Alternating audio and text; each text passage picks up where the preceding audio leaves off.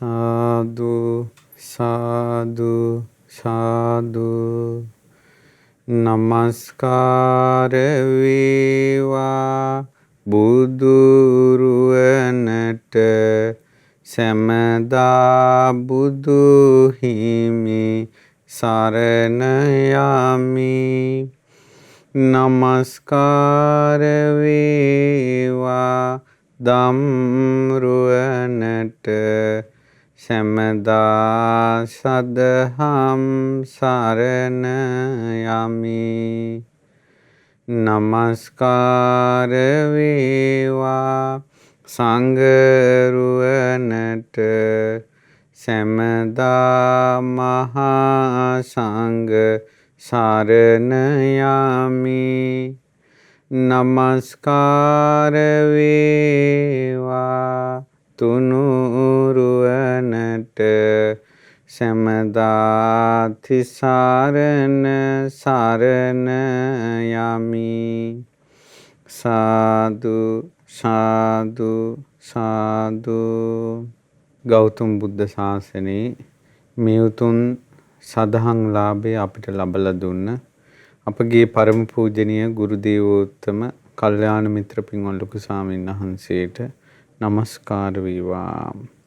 සාදු සාදු සාදු.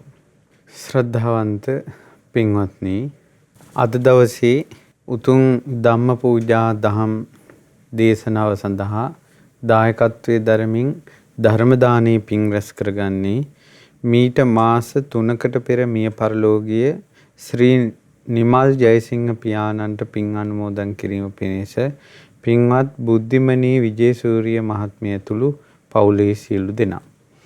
එනිසා 2021 අප්‍රේල් 7 වන දින මීට මාස 3කට කලින් මිය පරලෝකීය ශ්‍රී නිමල් ජයසිංහ පියාණන්ට මේ පින් අනුමෝදන් වේවා කියන අදහසින් අපි අද දවසේ මේ ධර්ම දානයේ පින රැස් කරගනිමු. ඉන් අනතුරු මේ පින අපි බොහෝ දිනාට අනුමෝදන් කරන්න බලාපොරොත්තු වෙනවා. ඉතින් පින්වත්නි, අද දවසේ ඊටමත් වටිනා පිනක් අපි රැස් කරගන්නේ. ඒ වගේම තමන්ගේ ජීවිතේට අනන්ත අප්‍රමාණ යහපත පිහිට පිළිසරණ පිණිස පවතින ධර්ම දානමේ පිනක් රැස් කරගන්නවා. ධර්ම ශ්‍රවණය කරමින් ඒ වගේම දහම් කරුණු ජීවිතයට ගලපා ගනිමින්. ඉතින් පින්වත්නි, අද දවසේ දේශනා කරන්න කල්පනා කළේ විශේෂ කාරණාවක්. ඒ තමයි අපේ ජීවිතයේ තියෙන භයානකම සසර ගමනේ ස්වභාවයක් ගැන. ඇත්තටම මේක හිතට තේරුනොත් එහෙම අතිශයින් සසර ගැන බය උපදිනවා. සත්‍ය කතාවක්. ඒ තමයි පින්වත්නි, සියල්ල දන්නා වූ සියල්ල දක්නා වූ බුදුරජාණන් වහන්සේ වදාලා බුදුරජාණන් වහන්සේ තුල තියෙනවා ඥානයක්. ඒ තමයි අතීතානාගත වර්තමාන කර්ම විපාක දෙන හැටි, විපාක දෙන කාල වශයෙන් ඒ හැම දෙයක්ම බුදුරජාණන් වහන්සේට තේරෙනවා. ඒක භාග්‍යතුන් වහන්සේ තුල තියෙන දසබල ඥාන වලින් එකක්. මේ තමයි මේ කර්මය ගැන තියෙන ඥානය. ඒ විදිහේ කර්මය පිළිබඳව ඥානයක් පින්වත්නි වෙන කිසිම ශ්‍රාවකයෙකුට නැහැ. සාරිපුත්තයන් වහන්සේටවත්, ප්‍රඥාවෙන් අග්‍ර සාරිපුත්ත මහරහතන් වහන්සේටවත්, ඉරිදිමතුන් අතර අග්‍ර මුගලන් මහරහතන් වහන්සේටවත් ඒ බුදුරජාණන් වහන්සේ කර්මයේ දිහා දකින්න විදිහේ ඥානයක් නැහැ. එතනින් මෙහා දිව්‍යයන් සහිත ලෝකයා ගැන කවර කතාද? ඉතින් ඒ නිසා අපේ බුදුරජාණන් වහන්සේ කර්මය ගැන දවසක් වදාලා ඒක මේ ලෝකයාටම සැඟවී තිබෙන දෙයක්. ඒ තමයි සමහර කර්ම තියෙනවා, තව කර්ම යට යවනවා. ඒක කොහොමද තේරුම් ගන්නෙ? ඒක මෙන්න මේ විදිහට තේරුම් ගන්නෙ. ඒ තමයි ඔන්න පින් කරන කෙනෙක් ඉන්නවා. ඒ පින් කරන කෙනා ඔන්න මැරෙනවා. මැරිලා මෙයා දෙව්ලොව උපදිනවා. දැන් හරිනේ. එතකොට කෙනෙක් දිවසින් දැකලා මේක කියනවා අහවලා පින් කළා ඔන්න එයා දෙව්ලොව ඉපදුනා. පිනේ විපාක තියෙනවා. ඒ කරපු පිනෙන් තමයි දෙව්ලොව ඉපදුනේ කියලා. ඔන්න තව කෙනෙක් ඉන්න හොඳට පින් කරනවා. එයා මැරිලා ගිහිල්ලා උපදිනවා අපායේ. ඒතර මේක කෙනෙක් දිවසින් දකිනවා. දැකලා කියනවා අම්මේ මෙන්න පින් කළා. මෙන්න අපායේ ඉපදිලා. ඒ නිසා පිනේ විපාක නැහැ. බලන්න පින් කළා ගිහිල්ලා ඉපදුනේ අපායේ. කියලා කෙනෙක් කියනවා. ඔන්න පව් කරන කෙනෙක් ඉන්නවා. දස අකුසල්ම කරනවා. ඊට පස්සේ මේ විදිහට පව් කරලා මෙයා මැරිලා උපදිනවා නිරේ. එතකොට ඔන්න කෙනෙක් කියනවා මෙන්න මෙයා පව් කළා මෙන්න නිරේ ඉපදුනා. පව් කරන එකේ විපාක තියෙනවා. කරපු පව් වලට අනුව නිරේ ඉපදුනා කියලා. තව කෙනෙක් ඔන්න ඉන්නවා පව් කරනවා. පව් කරලා එයා උපදිනවා දෙව්ලොව. ඒතර පව් කරලා දෙව්ලොව ඉපදුනාට පස්සේ ඔන්න කෙනෙක් කියනවා මං ඔන්න දැක්ක පව් කරන කෙනෙක් දෙව්ලොව ඉපදුනා. ඒ නිසා මේ පාපේ විපාක නැහැ. පාපේ විපාක නැහැ කියලා කියනවා. ඒකට හේතුව ඇයි මේ පව් කරන කෙනෙක් දෙව්ලොව ඉපදෙනවා මං දැක්කනේ කියලා. බුදුරජාණන් වහන්සේ වදාලා ඔය 4 දෙනාගෙම ප්‍රකාශවල හරි පැතිත් තියෙනවා වැරදි පැතිත් තියෙනවා. පින් කරන පළවෙනි කෙනා දැක්කනේ පින් කරන කෙනෙක් ගිහිල්ලා දෙව්ලොව උපදිනවා. එයා දැක්ක දේ හරි. පිනේ විපාක තියෙනවා කියලා කිව්වනේ. ඒ කතාවත් හරි. හැබැයි එයා කිව්වනේ මේ කරපු පිනෙන් මෙන්න මෙයා දෙව්ලොව ගියා. ඒ කතාව ඒකාන්ත සත්‍යයක් නෙවෙයි. සමහර වෙලාවට එයා දෙව්ලොව ගියේ මේ ජීවිතේ කරපු පින් ටිකට නෙවෙයි. මීට කලින් ජීවිතවල කරපු පිනක් මුල් වෙලා තමයි දෙව්ලොව ඉපදුනේ. ඒක කාටවත් පේන්නේ නැහැ. එයා මේ ජීවිතේ කරපු පිනත් යට යවාගෙන සංසාරේ කරපු පින් ඇවිල්ලා ඊළඟ ජීවිතේ දෙව්ලොව යන්නේ. එතකොට මේ ජීවිතේ කරපු පිනටමයි ඊළඟ ජීවිතේ දෙව්ලොව යන්නේ කියලා කියන කතාව ඒකාන්ත සත්‍යයක් නෙවෙයි. කුසල් යට යවන කුසල් තියෙනවා. ඔන්න ඊට පස්සේ කෙනෙක් ඉන්න හොඳට පින් කරනවා. ඊළඟ ජීවිතේ නිරේ උපදිනවා. ඔන්න කෙනෙක් කියනවා මම පින් කරන කෙනෙක් නිරේ යනවා දැක්කා. ඒ දැකපු එක හරි.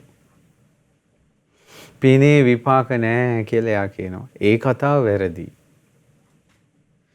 එතකොට එතන කොහොමද උනේ? එයා මේ ජීවිතේ පින් කළාට ඒ පින යට කරගෙන සංසාරේ අකුසලයක් ආවා. ඇවිල්ලා ඊළඟ ජීවිතේ නිරේ ගියා. මේ ජීවිතේ පින හැංගුණා. මේක ලෞතුරා සම්මා සම්බුදු කෙනෙක් තමයි මේක දකින්නේ. කුසල් යට කරන අකුසල් තියෙනවා. ඔන්න ඊළඟ තුන්වෙනි එක්කෙනා දැක්කනේ පව් කරන කෙනෙක් නිරේ ඉපදුණා. ඒ දැකපු එකත් හරි. පාපේ විපාක තියෙනවා කියලා එයා කියනවනේ. ඒකත් හරි. මෙන්න පව් කළා ඒ නිසා ඊළඟ ජීවිතේ නිරේ ගියා. ඒ කතාව ඒකාන්ත සත්‍යයක් නෙවෙයි. සමහරවිට එයා මේ ජීවිතේ කරපු පව හැඟවිලා සංසාරේ කරපු පාපයකින් තමයි ඊළඟ ජීවිතේ නිරේ යන්නේ. පව් යට කරන අකුසල් යට කරන තවත් අකුසල් තියෙනවා. ඊළඟට 4 වෙනි එක්කෙනා කිව්වනේ ඔන්න පව් කරපු කෙනෙක් දිව්‍ය ලෝකෙ ඉපදුනා මම දැක්කා දිවසින්. ඒක දැකපු දේ හරි. ඊට පස්සේ පාපේ විපාක නැහැ. ඇයි පව් කළා නම් නිරේ යන්න එපා. මෙයා දිව්‍ය ලෝකෙනේ ගියේ. පාපේ විපාක නැහැ කියලා කියපු කතාව වැරදි. එතන උනේ එයා පව් කළාට එයාගේ පව සැඟ වුණා සංසාරේ කරපු පිනක් ඇවිල්ලා ඊළඟ ජීවිතේ දෙව්ලොව ගියා. සුගතිය ඉපදුණා. එතකොට පව් යට කරන අකුසල් යට කරන කුසල් තියෙනවා. මේන්න මේ විදිහේ භයානක සංසාර ගමනක් තියෙනවා. මේ දන්නේ දකින්නේ ලෞතුරා සම්මා සම්බුදුරජාණන් වහන්සේ. දැන් ඔය කියපු කර්ම විභාගය මම දහම් කතා කිහිපයක් අනුසාරයෙන් විස්තර කරන්නම්. දැන් ඕක තමයි සිද්ධාන්තය. එතකොට ගොඩාක් මේ තවත් කරුණු මගෙන් විස්තර කරන්නේ ඔබට මේක තේරෙන්න වැටහීම පිණිස. ඔන්න පින්වතුනි මේ කාශ්‍යප බුද්ධ ශාසනයෙන් පස්සේ කාලෙක අංගාති කියන රජතුමාගේ මේ තෙම්පති කෙනෙක් හිටියා අලාත කියලා. මේ අලාත සෙම්පති පෙර ජීවිතේ පේනවා. මෙයා රජතුමාට කිව්වා රජතුමනි මට පෙර ජීවිත පේනවා මං කලින් ජීවිතේ ගව ඝාතකයෙක්. මුළු ජීවිත කාලෙම ගවයන් මරණ කෙනෙක් වෙලා තමයි මං ඉපදිලා හිටියේ. ඒ වුණාට රජතුමනි මම මැරිච්ච ගමන් මේ ඔබතුමාගේ රාජ්‍යයේ සෙම්පති පවුල ඉපදුනානේ. මම දැන් සෙම්පතියෙක් වෙලා මහා සැප සම්පත් විඳිනවානේ. රජතුමනි පව්වල විපාක නැහැ. පව්වල විපාක තියෙනවා නම් මං ඉපදෙන්න බෑ නිරේ කියලා කිව්වා. රජතුමාගේ හිතේ පාපේ විපාක නැහැ කියලා බැසගත්තා. ඊළඟට ওই රාජ්‍යයේම ඉන්නවා බීජක කියලා දාසෙක්. මේ බීජක කියන දාසයාටත් පෙර ජීවිත පේනවා. එයා කලින් ජීවිතේ පුරාවටම ගොඩාක් පින් කරපු කෙනෙක්. ඒ කියන්නේ මුළු ජීවිත කාලෙම එකම පාපයක්වත් කළා නැහැ. එතකොට එයාට පේනවා කවදාවත් පව් කළේ නැහැ. මේ ජීවිතේ කුම්භදාසී වතුර ගේන රජතුමාගේ මාලිගාවට වතුර ගේන අන්ත අසරණ දුගී දුප්පත් අසරණ පවුලක කණ්ඩ බොණ්ඩත් නැති දාස කුලේ මේ අසරණ වෙච්ච ළමයෙක් වෙලා ඉපදුණා. ඔහු රජතුමාට ඇවිල්ලා කිව්වා රජතුමනි මට පෙර ජීවිත පේනවා. මං කලින් ජීවිතේ එකම පාපයක්වත් කළේ නෑ. මුළු ජීවිත කාලෙම පින් කළේ. මේ ජීවිතේත් මං ඊට පස්සේ මං එතනින් මැරිලා මේ දාස කුලේ ඉපදුණා. මට පව් කරන්න හිතෙන්නේ නෑ. මං තියෙන කෑම ටික අනිත් අයට දීලා නොකා නොබී බඩගින්නේ මම ඉන්නවා. එච්චර මම යහපත කරනවා. ඒ වුණාට මට පේන දේ අනුව මේ පින්වල විපාක නෑ. පින්වල විපාක තියෙනවා නම් අච්චර පින් කරපු මං මෙච්චර අසරණ වෙලා උපදින්නේ ඇයි? රජතුමාගේ හිතේ කිඳා බැස්සා පින්වල විපාක නැහැ කියලා. දැන් ඔය දෙදෙනාගේ දැන් ඕක විස්තර කරන්න කවුරුත් නැහෙනේ. ඔය අලාත කියන සෙම්පතියා කලින් ජීවිතේ ගව ඝාතකයෙක් වූ බව හැබෑව. ඊට කලින් ජීවිතේ කාශ්‍යප බුදුරජාණන් වහන්සේගේ ශාසනයේ රන්වන් සෑයට කාශ්‍යප බුදුරජාණන් වහන්සේගේ ධාතු තැන්පත් සෑයට මල් මාලයක් පූජා කරපු ස්තූප වැඳපු මිනිසෙක් මේ අලාත සෙම්පති. මෙයා මේ විදිහට කාශ්‍යප බුද්ධ ශාසනයේ ස්තූප වැඳලා මල් මාලා පූජා කරලා පින් රැස් කරගෙන හිටියා. එහි පින සැඟවිලා සංසාරයේ තව අකුසලයක් ඉදිරිපත් වෙලා ඊළඟ ජීවිතේ ගව ඝාතක පවුලක ඉපදුණා. මුළු ජීවිත කාලෙම හරක් මරන්නෙක් කියලා හිටියා. ඊට පස්සේ මොහුගේ මරණ කාලේ මේ ජීවිත කාලෙම හරක් මරපු පාප කර්මයේ සැඟවිලා අර කාශ්‍යප බුදුරජාණන් වහන්සේගේ සෑයට මල් මාලාවක් පූජා කරපු පින ඉදිරිපත් වෙලා ඊළඟ ජීවිතේ සෙම්පතියෙක් කියලා ඉපදුණා. දැන් මල් මාලා වගේ දේවල් සොඳුරු සුවඳවත් මල් මාලා ශ්‍රේෂ්ඨයිට නිදාන්නේ. ඒතර මල් මාලා පූජා කිරීමේ ආනිසංස තමයි ශ්‍රේෂ්ඨ පවුලක උපදිනවා. එතකොට මෙයා සෙම්පතියෙක් කියලා ඉපදුණා. දැන් බලන්න අර කාශ්‍යප බුද්ධ ශාසනයේ ස්තූප වන්දනා කළ ඒ කුසලයේ යට වෙලා අකුසලයක් ආවා. ඇවිල්ලා ගව ඝාතක පවුලක ඉපදුණා. ඒ පාපේ යට ගිහිල්ලා අර කුසලයේස් මතුණා. අන්න අකුසල් යට කරන කුසල් ආවා. ඇවිල්ලා දැන් සෙම්පතියෙක් වුණා. ඔබ දන්නවද ওই සෙම්පතියෙක් වෙලා ඉපදුන කාශ්‍යප බුද්ධ ශාසනයේ සෑය වැඳලා මල් මාලා පූජා කරපු කෙනා කවුද කියලා? දේවදත්ත. දේවදත්ත කාශ්‍යප බුදුරජාණන් වහන්සේගේ ශාසනයේ ස්තූප වැඳ වැඳ හිටපු කෙනෙක්. කාශ්‍යප බුදුරජාණන් වහන්සේගේ ධාතු සෑයේ පාමුල මල් පුද පුදා හිටපු කෙනා අපේ ගෞතම බුද්ධ ශාසනයේ බුදුරජාණන් වහන්සේගේ සිරසට ගල් පෙරලන කෙනා බවට පත් වුණා. කොහොමද සංසාරේ හැටි? සෝතාපන්න නොවි ආර්ය ධර්මයේ පිහිටන් නැතුව මේ යන සංසාර ගමනේ ස්ථිර අනාවැකී අපිට අපේ ජීවිතය ගැන කියන්න බෑ. අපි මෙහෙම වෙනවා අපේ ජීවිතේ මෙහෙමයි කියලා ස්ථිර අනාවැකී අපිට කියන්න බෑ. බලන්න කාශ්‍යප බුද්ධ ශාසනයේ ධාතු සෑයවල් වැඳ වැඳ හිටපු කෙනා දේවදත්ත. ඊළඟට ඔන්න අර දාස බීජක කතාව බලමු. බීජක කලින් ජීවිතේ කුසල් කරපු කෙනෙක්. ඉතින් මේ බීජකටත් තියෙනවා සංසාර කතාවක්. ඒ තමයි මේ බීජක කාශ්‍යප බුද්ධ ශාසනයේ ගොවියෙක්. ඒ ගොවියා කුඹුරු සීසාමින් සිටිද්දී ඒ ගොවියා හරක් ටික සීසාලා කැලේට වතුර බොන්න වල් කන්න දාලා මෙයා කුඹුරු මට්ටම් කළා. පෝරු ගෑවා. ඒ ටික ඉවර වෙලා ඇඟ හොදාගෙන හවස් වෙලා එනකොට හරක් ටික නැහැ. අර හරක් ගිය අඩිපාර ඔස්සේ යනකොට කැලේ ඇතුළට ගියා. රෑ වුණා. අතරමං වුණා. අතරමං වෙලා ඔන්න දවස් ගාණක් කැලේ අතරමං වෙලා ඉන්නකොට කාශ්‍යප බුදුරජාණන් වහන්සේගේ ශ්‍රාවක භික්ෂුන් වහන්සේ නමකුත් කැලේ අතරමං වෙලා.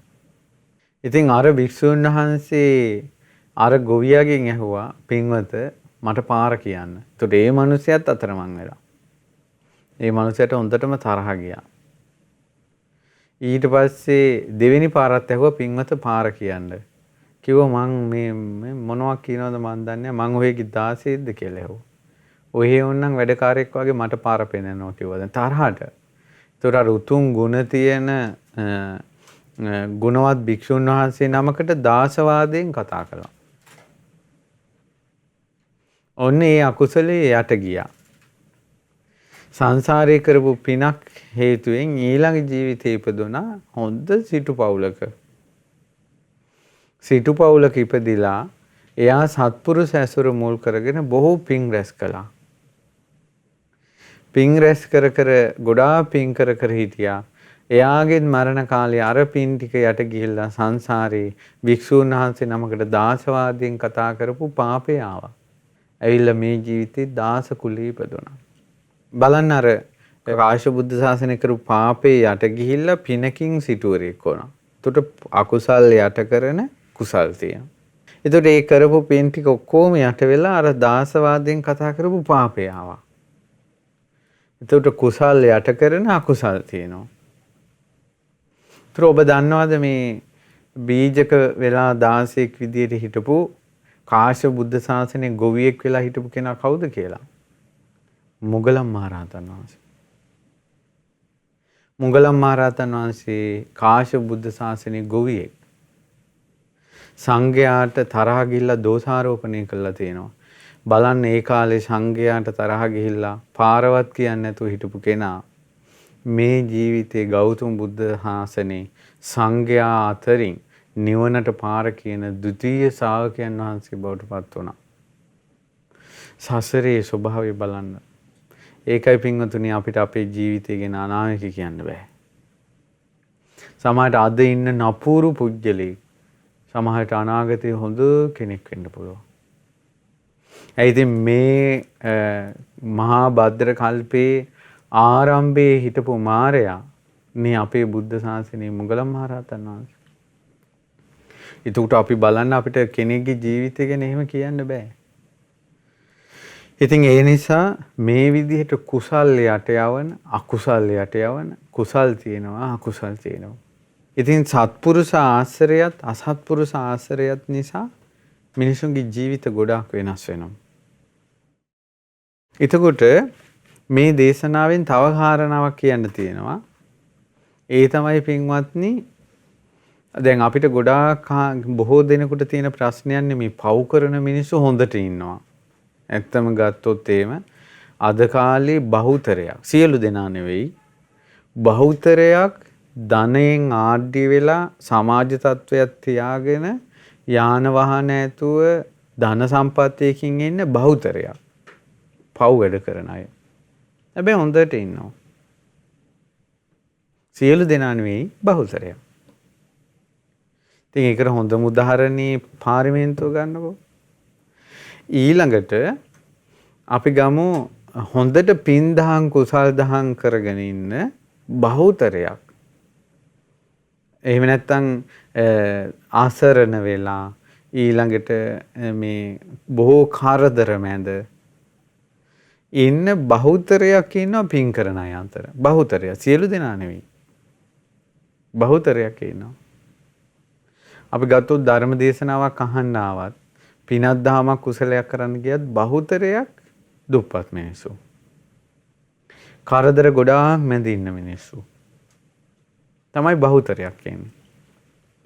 එතකොට සමාජයේ නැද්ද සාමාන්‍යයෙන් දකින්න දෙයක්. ඒක කවුරු හරි පිළිගත්තා හෝ නැතා හෝ සමාජයේ තියෙන යම් අදහසක් අර බලපල්ල අරුම් කරන්නේ පවුමයි. නමුත් යසට ඉන්නවා. නමුත් අපි පින් දහම් කරනවා අපිට තමයි හැම කරදරයක්ම කියන මිනිස්සු ඉන්නවා. සියලු දෙනා නෙවෙයි මේ කියන්නේ. එහෙම කියන මිනිස්සු ඉන්නවා. දැන් ඒකට උදාහරණයක්ම බලන්නකෝ අංගාති රජතුමාගේ අලාත සෙම්පති පව් කරන්නේ. නමුත් සෙම්පති තනතුරේ ඉන්නේ. නමුත් බීජක දාස පින් කරන්නේ. නමුත් දාසෙක් විදිහට ඉන්නේ. අනිත් අයට බැල මෙහෙවරකම් කර කර. එතකොට ඒ ජාතකතා විස්තර කරනකොට ඒ ජාතකතාවේ නම මහා නාරද කාශ්‍යප ජාතකය. විස්තර කරනකොට කියනවා අලාත සෙම්පතිගේ ජීවිතය උපමා කරනවා නැවකට. කාශ්‍යප බුද්ධ ශාසනයේ ධාතු සෑයකට මල් මාලාවක් පූජා කරපු නැමැති පින. ඒ පින නැමැති නැව අලාත සෙම්පතිට ලැබුණා. ඔහු කලින් ගව ඝාතනය කරපු පාපය නැවේ පටවපු බඩු වගේ. හැබැයි මේක වතුරේ ගිලෙන්නේ නැව තියෙන නිසා. කාශ්‍යප බුද්ධ ශාසනයේ ධාතු සෑයකට මල් පූජා කරපු පින තියෙන නිසා මේ නිරේ ගියේ නැහැ. හැබැයි අලාත සෙම්පති අර වස්තුවෙන් ධනෙ මත් වෙලා තව තව පව් කරනවා. අර බඩු පුරවපු නැවට තව තව බඩු දා ගන්නවා. දැන් මොකද වෙන්නේ? නැවට දරා ගන්න බැරුව යනවා. අර පින ගෙවිල ඉවර වෙච්ච ගමන් අර පාපෙ විසින් ඔහු යටට අරගෙන යනවා. එතකොට පින්වත්නි පිනක් තියෙන කල් විතරයි කොයි තරම් මිනිස්සෙක් උජාරුවට කෑ ගහලා හිටියත් පින තියෙන කල් විතරයි ওই සද්දේ. ওই කෑ ගැහිල්ල පින තියෙන කල් විතරයි. කට නිසා පව් කරගන්න ඒවා, අපවාද නින්දා කරමින් පව් කරගන්න ඒවා, ප්‍රසිද්ධියෙන් මේ උතුම් අයට ගරහන පාපේ ඒ මිනිස්සු කොච්චර වැජඹුණත් ඒ පාපය අර පින ගෙවිච්ච ගමම විපාක දෙනවා. අර පින ගෙවිච්ච ගමන් විපාක දෙනවා. ඒකයි ඒකේ තියෙන භයානකම. නැවට දරා ගන්න බැරුව යන දවසක් එනවා. ඒ පින තියෙන කල් සැපසේ ඉන්නේ. මේ ලෝකයේ සියලු සත්වයෝ සැප විඳින්නේ පිනක විපාකයක් විදිහට. ඊට පස්සේ දැන් මේ අහිංසක අසරණ පින් කරන මිනිස්සු ඉන්නවනේ කරදර කෙලවරක් නැතුව. හොඳ වැඩ මේ මිනිස්සු කරන්නේ නරකක් නෑ, කාටවත් තරහක් නෑ. වෛර කරන්නේ නෑ, ක්‍රෝධ කරන්නේ නෑ, දන් දෙනවා, සිල් ගන්නවා. නමුත් කරදර වැඩි. අර බීජක කිසිම පාපයක් නොකර ඉද්දින් අනිත් අයට බැල මේවරකම් කරන 16ක් උනේ. ඒක මේ වගේ. ඔන්න තරාදියක් තියෙනවා. ඒ තරාදිය සමබරව තියෙනකොට ඒ තරාදියේ පියනකට බරක් දානවා. දාපු ගමන් ඒ පැත්ත බර වෙනවා. යම් මොහොතක අර බර අයින් කළාද අයින් කරපු ගමන්ම ආයෙත් උඩට එනවා. ඒ වගේ සංසාරයේ යම් කර්මයක් මුල් කරගෙන කර්ම ශක්තියක් මුල් කරගෙන තමයි මේ ජීවිතේ නොයේ දුක්ඛං කටළු වලට මුහුණ දෙන්න සිද්ධ වෙන්නේ. යම් දවසක Taman සංසාරයේ කරපු පාපේ ගෙවි යනවාද? අනිවාර්යෙන් ගෙවි යනවා, නිට්ටිය නෑනේ. ඒ පාපේ ගෙවි ගිය ගමන් කරදර මැද්දේ අඬා වැළපි ශෝක කර නමුත් කරපු පින ඉහළට එනවා. ඒ නිසා පින් කරන මිනිසුනේ නුඹලාට යම්කිසි දුක් කරදර කංකටළු තිබෙනවා නම් ඔය කංකටළු ගෙවෙන්න අරින්න. ඉවසීමත් ධර්මයේ පුරුදු කර ගැනීමත් ඒ මොහොතට විසඳුම් ලබා ගැනීමත් තුලින් ඒ කර්මය ගෙවෙන්න අරින්න. ඒ කර්මය ගෙවිලා යම් දවසක ඔබට මේ කරන පින විපාක දෙනවා. එදාට ඔබ බොහෝ සැපයටපත් වෙනවා. අර තරාදී උපමාවයි නැවේ උපමාවයි කියන එක සිහි කරන්න. එතකොට මේ ජීවිතේ කෙනෙක්ගේ වෙනස් වෙන්නේ. එතකොට ඒ ජීවිතේ අපි දන්නේ නැති වුණාට පින්වතුනි රැස් කරන කර්මය ක්‍රම තුනකට සකස් වෙනවා. එක්කෝ මේ ජීවිතේ ditta ධම්ම වේදනීය. හැම කර්මයක්ම ditta ධම්ම වේදනීය වෙන්නේ නැහැ. ඊළඟට තියෙනවා උපපජ්ජ වේදනීය කර්ම. ඊළඟ ජීවිතේ විපාක දෙන. හැම කර්මයක්ම ඊළඟ ජීවිතේ විපාක දෙන්නේ නැහැ. සමහර කර්ම තියෙනවා අපරාපරිය වේදනීය කර්ම. සංසාරේට එකතු වෙනවා, සැඟවිලා තියෙනවා. ඒකනේ පින්වතුනි මේ ලෝකේ ගිනි ගන්න දවසක් එනවා ලෝක විනාශේ, කල්ප විනාශේ වෙනකොට. ඒ ගිනි ගන්න දවසට නිරේ ඉන්න නිරිසත්තුත් සමහර ආභස්සර බ්‍රහ්ම ලෝකෙට එනවා. මිනිස්සු ආභස්සර බ්‍රහ්ම ලෝකෙට යනවා. ඒ ඇයි ආභස්සර බ්‍රහ්ම ලෝකේ ඉපදින කර්මයක් අර සත්වයා තුල සැඟවිලා තිනවා. ඒක ඉස්මතු වෙනවා ඒ මොහොතේ. ඒකයි. දැන් සමහරලාට මහා බෝධිසත්වයෝ තිරිසන් ලෝකේ ඉපදුනා. තිරිසනුන් අතර ගියා කියාම ජාතක කතාවල තියෙනවනේ. ඒකට අපිට විස්තර කරගන්න තේරෙන්නේ නමුත් පින්වතුනි සමහර වෙලාවට දීපංකර පාදමූලයේ විවරණ ගන්නට කලින් කරපු කර්මවල ඉදිරිපත් වීමක් වෙන්න පුළුවන් පෙරම් පුරණ ජීවිතේ මහා බෝධිසත්වෝ තිරිසන් ලෝකෙට වැටෙන්න. කාරණා විදිහට ඉදිරිපත් වෙන්නේ. ඒ නිසා කෙලවරක් නැති අනාදිමත් සංසාරේ අපි කරපු බොහෝ කර්ම තියෙනවා. සැඟවිලා අපි දන්නේ නැහැ. දැන් විශාල අඹ වෘක්ෂයක මල් හටගෙන අඹ ගෙඩි හැදිලා අඹ ගෙඩි වලින් බර වෙනවා. එතකොට අපිට මේ අඹ ගහ දිහා බැලුවට පස්සේ අඹ ගහේ හැදිච්ච ගෙඩි අඹ ගහේ කොතනද කලින් තිබ්බේ මීට කලින් කියලා හොයන්න බෑ. කිසිවෙකුට හොයන්න බෑ.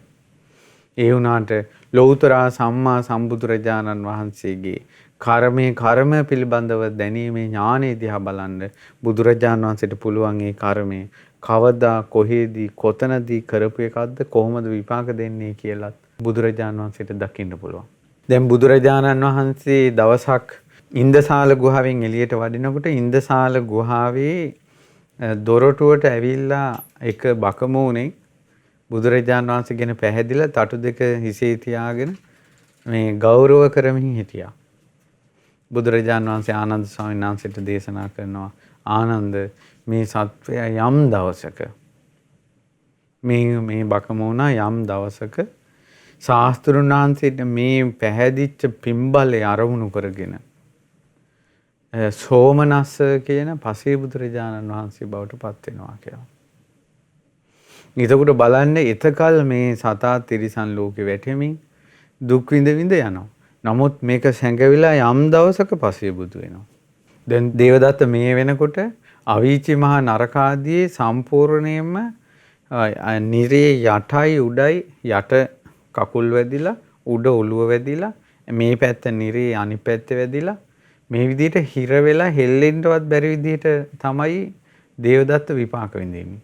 නමුත් මේ විදිහට මේ කල්පේම දුක් විඳලා දේවදත්තත් යම් දවසක අපි මේ ලෝකයාම දේවදත්තයා කියලා බනින දේවදත්ත යම් දවසක මහා බ්‍රහ්මයාගේ පවා වැඳුම් ලබන මේ ලෝකයක් දෑත නල්ලේ තියලා සාදු කියලා වඳින සට්ටීස්සර කියන පසේ බුදුරජාණන් වහන්සේ බවට පත් වෙනවා. බුදුරජාණන් වහන්සේට පැහැදිච්ච පොළොව පලාගෙන ගිනිදැල් මත යද්දිනුත් බුදුන් සරණ සිහි කර කර ගිය කර්ම විපාකේ.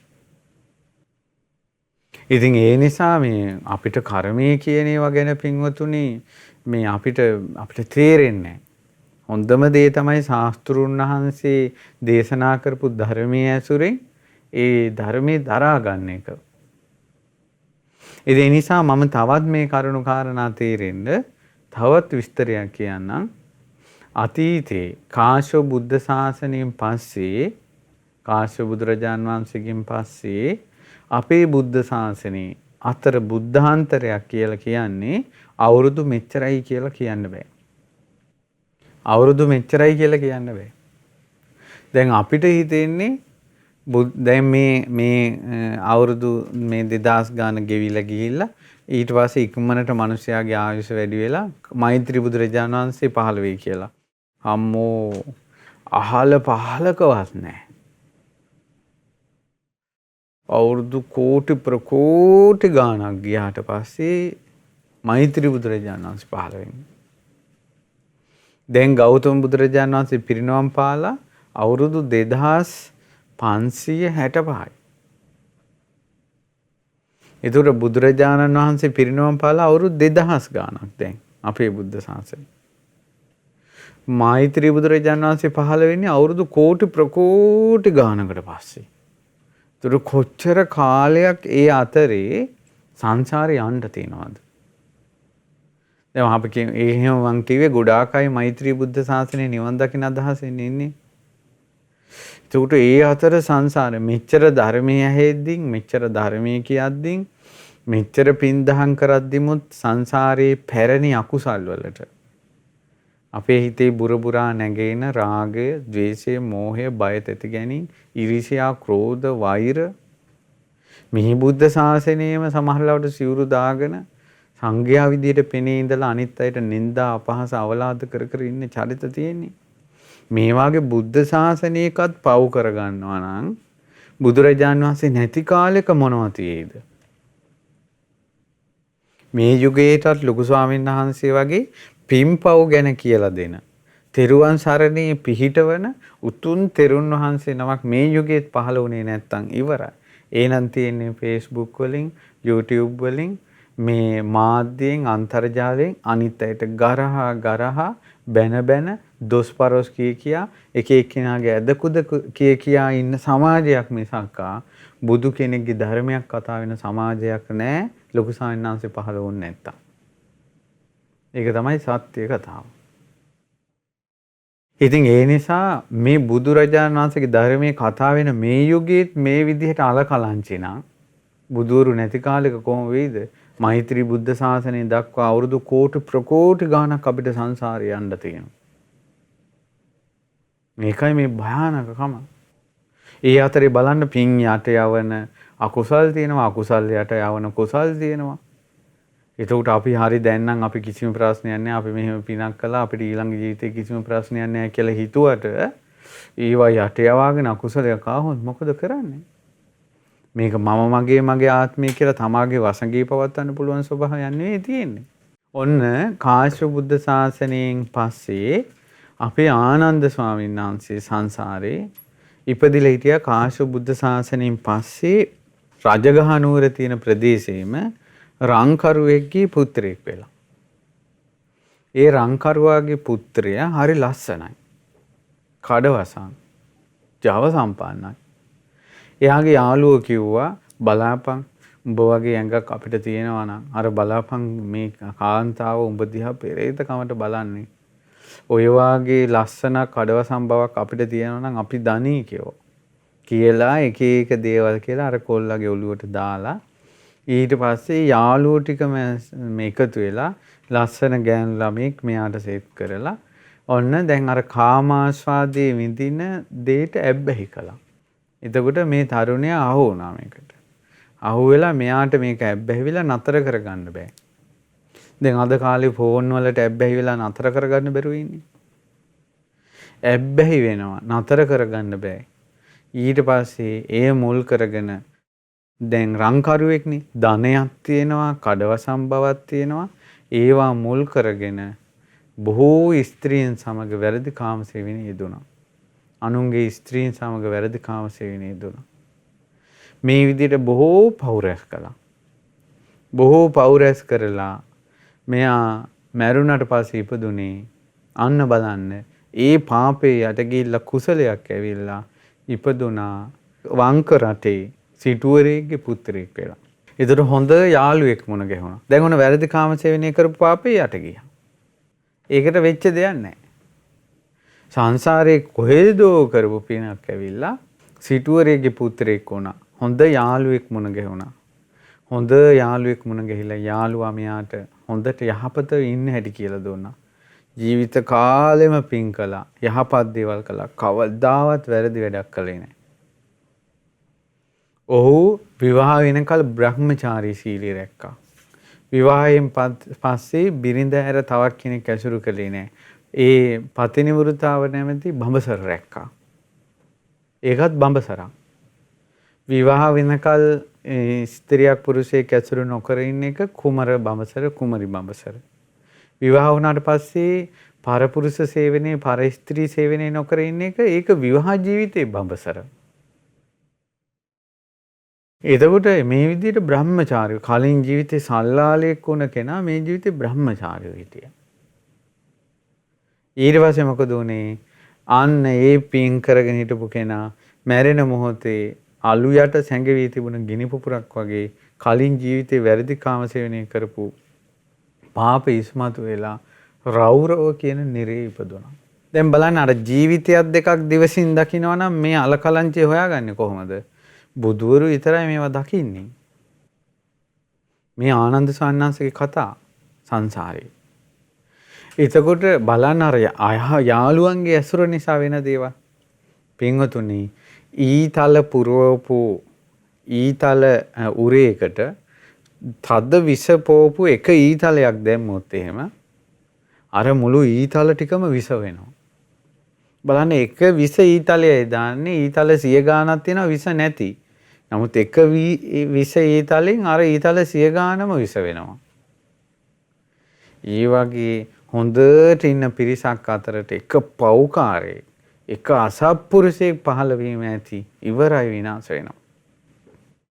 දැන් ওই මාධ්‍ය වලින් උතුම් සත්පුරුෂයන්ට බයිනවනේ. උතුම් ධර්මයේ දේශනා කරන ශාසනික කටයුතු කරන උතුම් අයට බයිනවා. එතකොට මේ බැනුමට අගක් මුලක් දන්නේ නැති අහිංසකයෝ ටික හාම් කියාගෙන හෝමිට තියාගෙන අහගෙන ඉන්නවා. ඒතර මොකද වෙන්නේ? උපවාද සිද්ධ වෙනවා.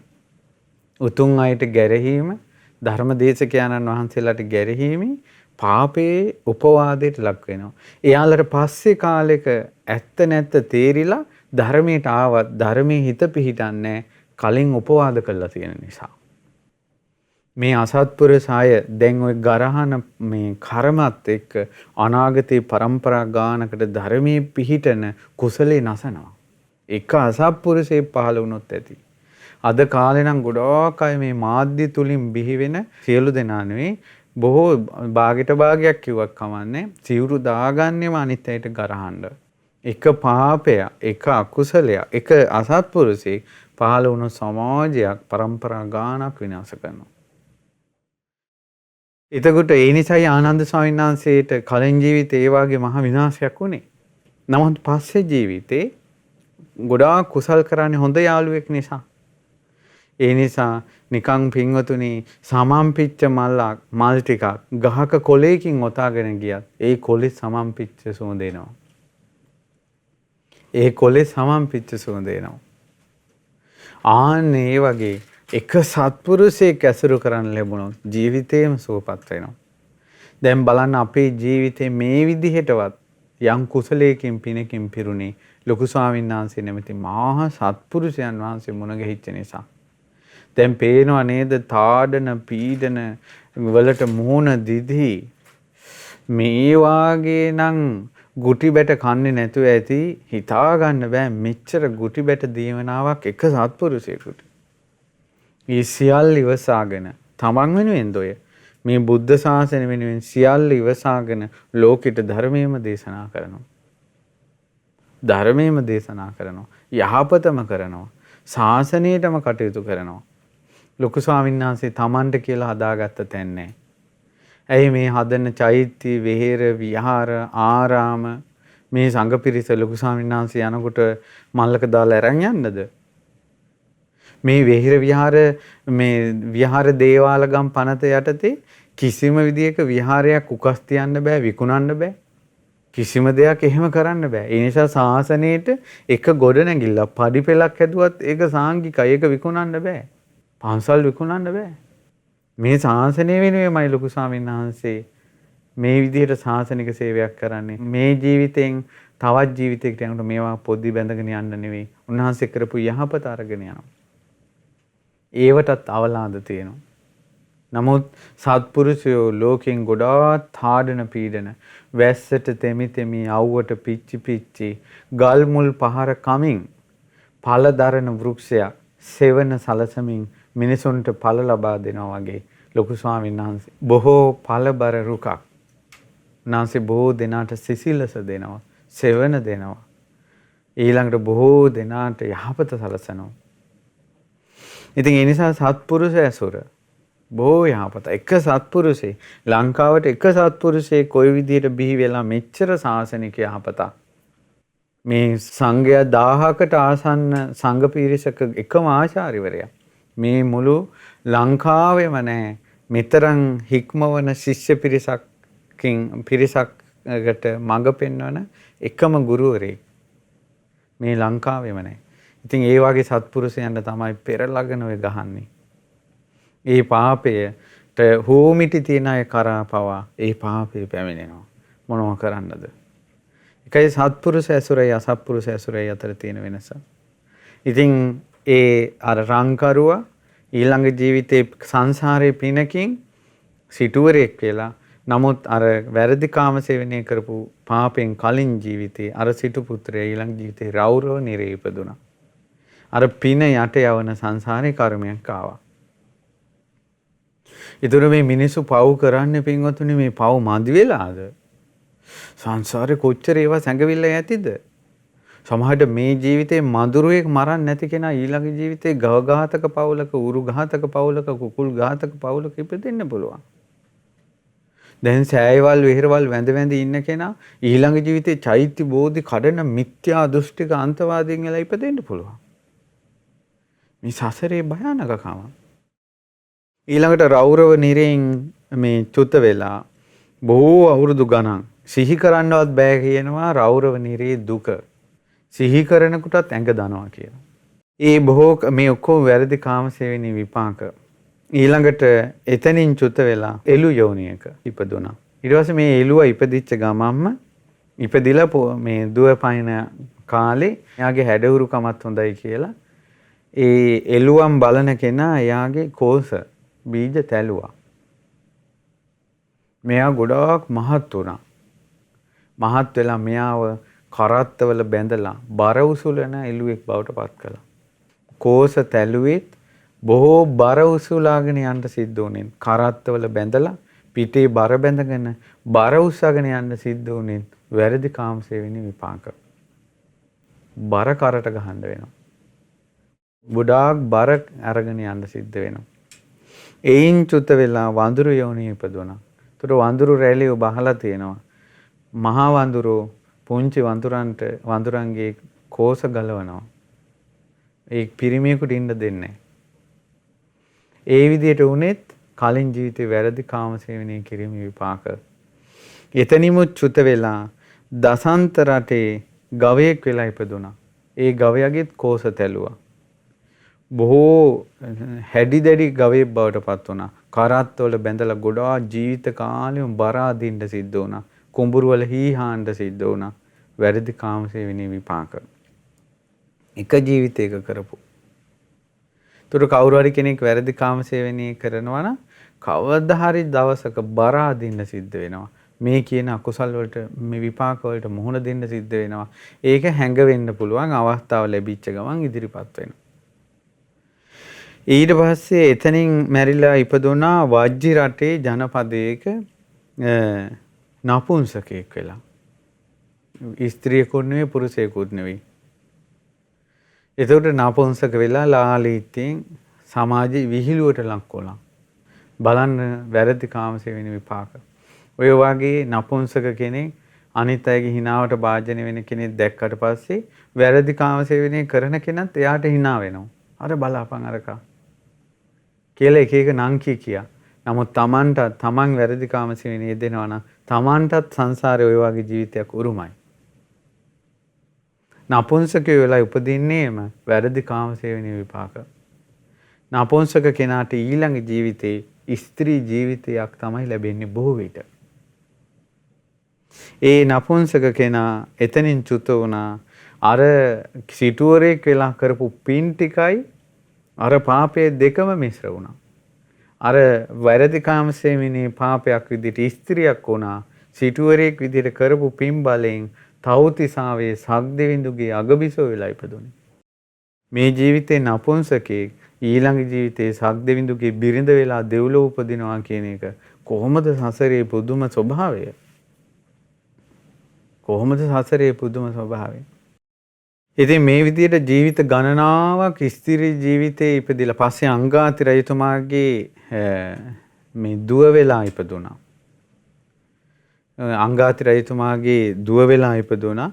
ඊට පස්සේ ජීවිත ගානක් ස්ත්‍රියක් වෙලා ඉඳලා ඒ ස්ත්‍රී ජීවිතෙන් චුත වෙච්ච ගමන් දෙව්ලොව සක්දෙවිඳුගේ පුතෙක් වෙලා ඉපදුණා. ඊට පස්සේ පුත්‍ර ජීවිතය බලන්න අපේ ආනන්ද ස්වාමීන් වහන්සේ කාශ්‍යප බුද්ධ ශාසනයත් අපේ බුද්ධ ශාසනයත් අතර අපේ බුද්ධ ශාසනයේ අග්‍ර උපස්ථායකයන් වහන්සේ වන අරහත්වයට පත්වන 80 මහා ශ්‍රාවකයන් අතර කෙනෙක් බවට පත්වෙන කෙනා කල්ප ලක්ෂයක් පෙරම් පුරපු කෙනා වැරදි කාම සේවනයේ මුල් කරගෙන ස්ත්‍රියක් වෙලා ඉපදුණා. ඒ නිසා අද කාලේ මිනිසුන්ට විවරණ තියෙනවද? 80 මහා ශ්‍රාවකයෝ වෙනවද? ඉතින් මොනවා කල්ප ලක්ෂයක් පෙරම් පුරලාද? ඒ මොනවත් නැති කෙනාට කොහොම වෙයිද? වැරදි කාම සේවනයේ මුල් කරගෙන.